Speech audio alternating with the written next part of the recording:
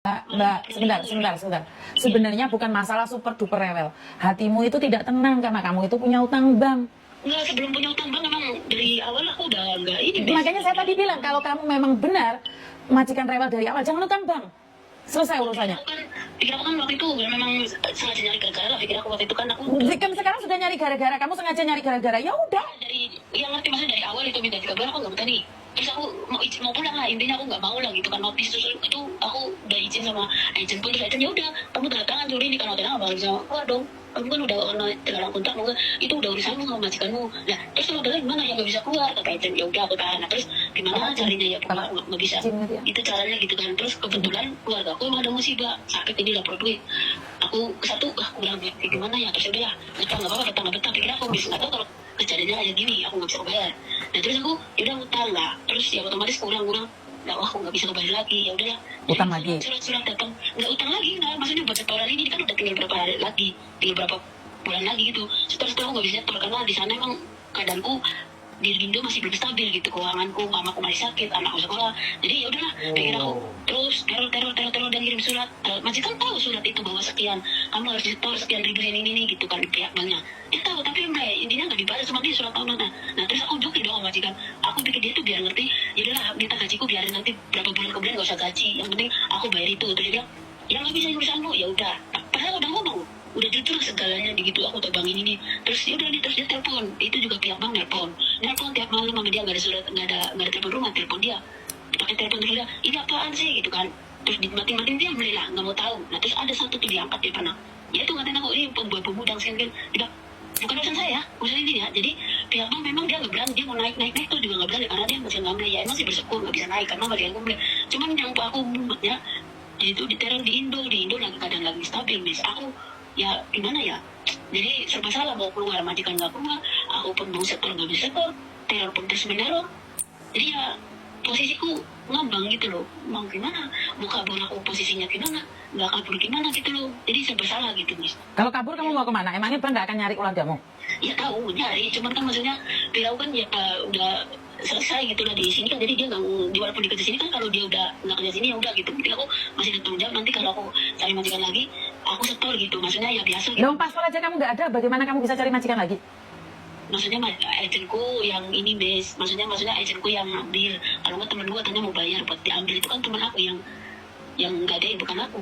Nah sekarang orangnya udah pulang nih, cuman aku bilang harus ya, karena itu nyawa aku bilang gitu, kamu harus tebus. Dia bilang ini nanti kali 2, sedangkan itu $5.000 dari uang sini, jadi otomatis kalau di bawah itu 10 juta. Dia bilang ya nanti bulan depan gitu kan, aku bilang bulan depan karena aku mau keluar, aku bilang gituin pada alamat temanku, tapi temanku nggak tahu. Jadi aku jujur juga sama agent, dia bilang urusan ini ribet ya bukan ribet, aku juga hasilnya nggak mau kayak gini.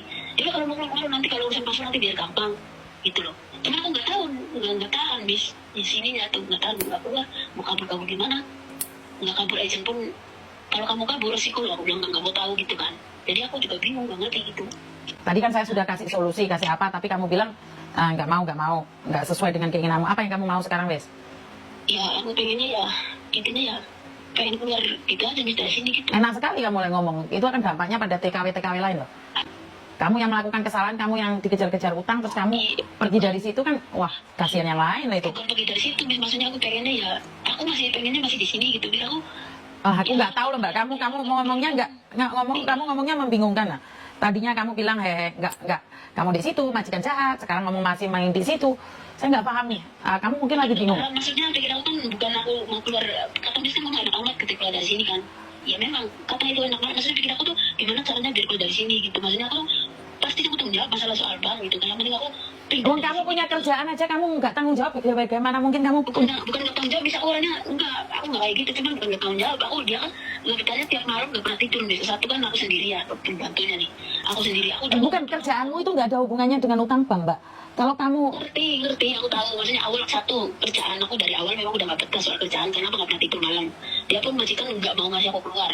Nah ya kayak gini nggak bisa bayar, udah kayak gitu majikan ibaratnya nggak ngasih aku 1 bulan 2 bulan gaji gitu. Maksudnya pikir aku tuh ngasih 2 bulan gaji nanti bulan depan nggak usah gitu. Cuman kata majikan aku nggak ada uang gitu, karena aku tahu ini urusanmu utang bang, aku tahu, tapi itu urusanmu katanya gitu. Yang penting kamu kerja lo, nanti kalau gaji ini gitu memang dia, tapi kan pikir aku tuh pengennya keluar dari awal, aku pengen keluar sama dia. Aku ngomong udah, aku nggak mau lah, aku pengennya keluar dari sini. Aku pusing, nanti katanya juga misalnya diteror sama bang. Udah aku mau gitu.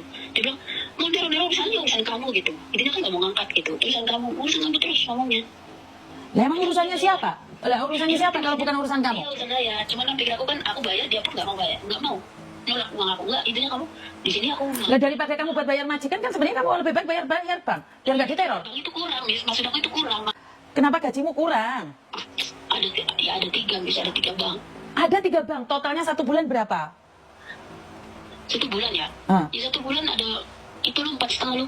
Satu bank 4,5. Enggak, 1 bank yang satunya 2. Terus yang satunya ini bank satunya 1,2 lah. Berarti ya 5.000 lebih dong gajimu, bayarnya setiap bulannya. Ya kan.